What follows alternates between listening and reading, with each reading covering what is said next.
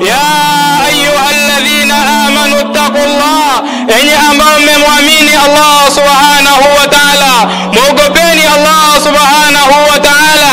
Wadharu ma bakiya min ar-riba, nacheni vile ambavyo vimebaki katika riba, vile ambavyo vimezidi katika riba.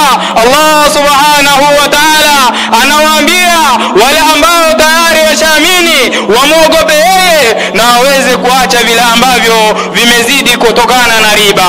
Allah subhanahu wa ta'ala akasema fa in lam tafalu, msipoacha, msipokomeka, fa'dhanu biharbin min Allah wa rasuli, basi tangazeni vita na Allah subhanahu wa ta'ala pamoja na mtume wake. Allah subhanahu wa ta'ala anasema tusipokomeka sisi kutokana na biashara ya riba, kutokana na kuamiliana muamala wa riba, basi sisi tutangaze vita na Allah subhanahu wa ta'ala na mtume wake.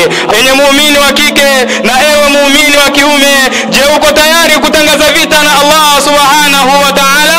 Uko tayari kutangaza vita na mjumbe wake Allah subhanahu wa ta'ala kwa ajili ya kuendelea kufanya biashara ya riba baada ya kusikiliza kauli ya Allah subhanahu wa ta'ala ni nini anasema? Na unapotangaza vita na Allah subhanahu wa ta'ala, ni wapi Allah subhanahu wa ta'ala atakapokukamatia?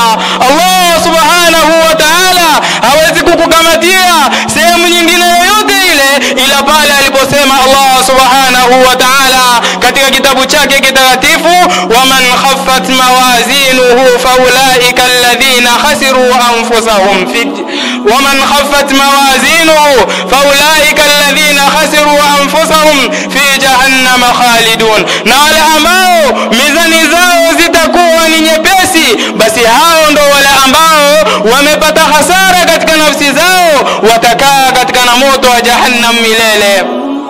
Allah subhanahu wa ta'ala akasema